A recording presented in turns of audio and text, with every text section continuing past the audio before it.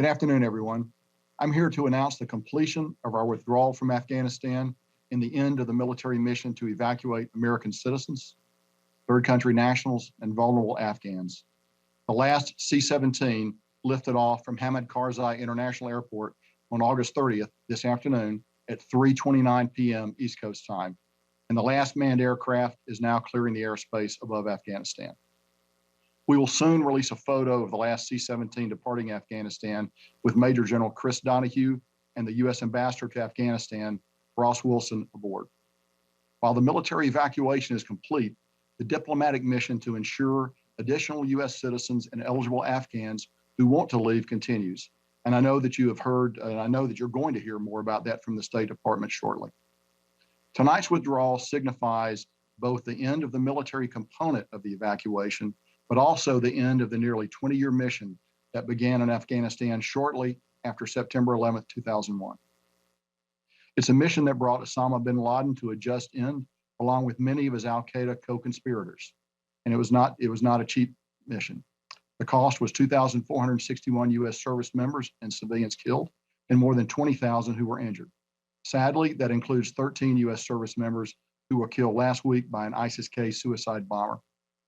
We honor their sacrifice today as we remember their heroic accomplishments.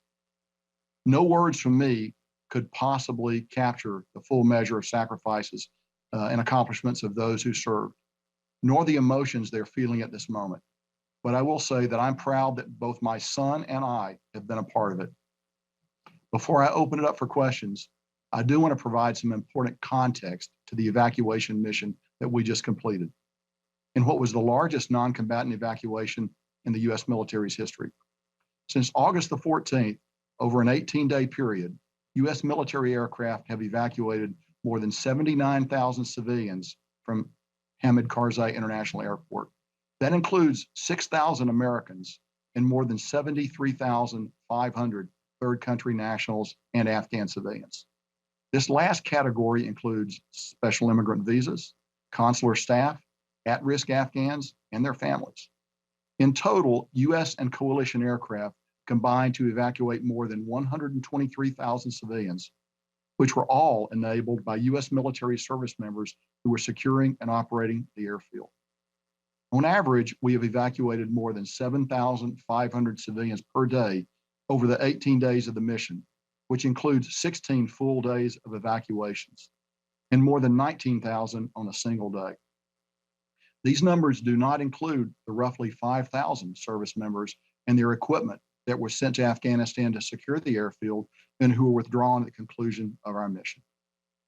The numbers I provided represent a monumental accomplishment, but they do not do justice to the determination, the grit, the flexibility, and the professionalism of the men and women of the U.S. military and our coalition partners who were able to rapidly combine efforts and evacuate so many under such difficult conditions. As such, I think it's important that I provide you with what I hope will be some valuable context. When the President directed the complete withdrawal of U.S. forces from Afghanistan in April, the team at U.S. Central Command began to update and refine our existing plan for a potential non-combatant evacuation operation, or a NEO, in Afghanistan. We have a framework of plans that included numerous branches and sequels depending on the nature of the security environment.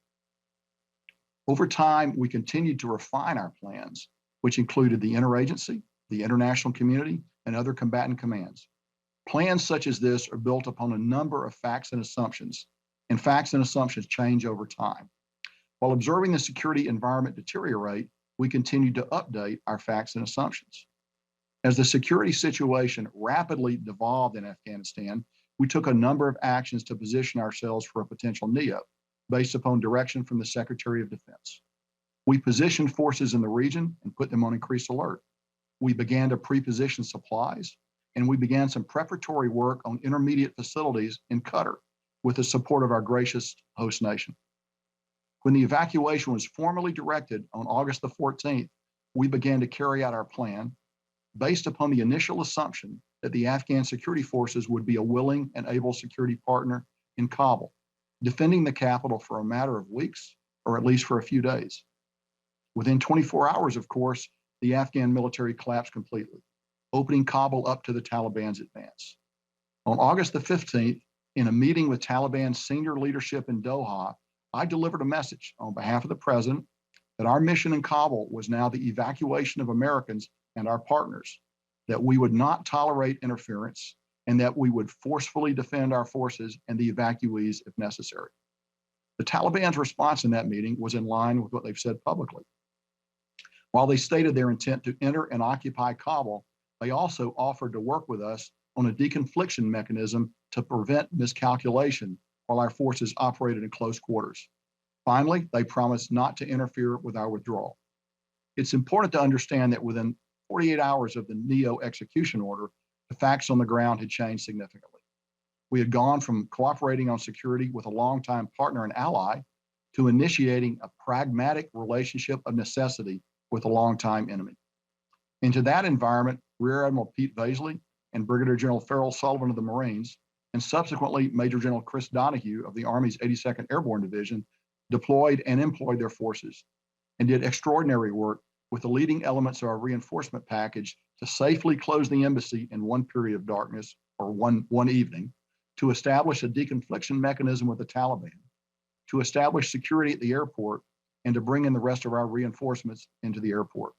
They accomplished this difficult list of tasks within 48 hours of supporting the transfer of the embassy to the airport. I visited Kabul on Tuesday, August the 17th, to see the work being done to establish security firsthand and to observe the transition to the evacuation. I left on a C-17 that brought more than 130 Afghans and American citizens out from Karzai International Airport to Al Udeid Air Base in Qatar. Our men and women on the ground at the airport quickly embraced the dangerous and methodical work of defending the airport while conducting the hand-to-hand screening of more than 120,000 evacuees from 6 different entry points under the airfield. We also conducted 3 separate helicopter extractions of 3 distinct groups of civilians, including at least 185 American citizens, and with our German partners, 21 German citizens. Additionally, U.S. Special Operations Forces reached out to help bring in more than 1,064 American citizens and 2,017 SIVs, or Afghans at risk, and 127 third country nationals, all via phone calls, vectors, and escorting. We have evacuated more than 6,000 U.S. civilians, which we believe represents the vast majority of those who wanted to leave at this time.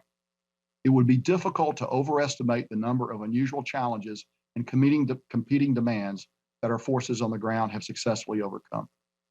The threat to our forces, particularly from ISIS-K, was very real and tragically resulted in the loss of 13 service members and dozens of Afghan civilians. I've said this before, but I'd like to say it again.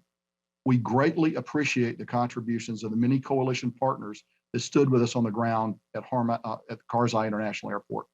I'm just going to single out one nation as an example of the many: the Norwegians, who maintained their hospital at the airport and who were absolutely critical for the immediate care of our wounded after the Abbey Gate attack. Even after the attack, they agreed to extend the presence of their hospital to provide more coverage for us. Our diplomats have also been with us in Kabul from the beginning, and their work in processing over 120,000 people stands right beside that of their military partners. We were a team on the ground. As I close my remarks, I would like to offer my personal appreciation to the more than 800,000 service members and 25,000 civilians who have served in Afghanistan, and particularly to the families of those whose loved ones have been lost or wounded. Your service, as well as that of your comrades and family members, will never be forgotten. My heart is broken over the losses we sustained 3 days ago. As the poem by Lawrence Benyon goes, we will remember them. The last 18 days have been challenging. Americans can be proud of the men and women of the armed forces who met these challenges head on.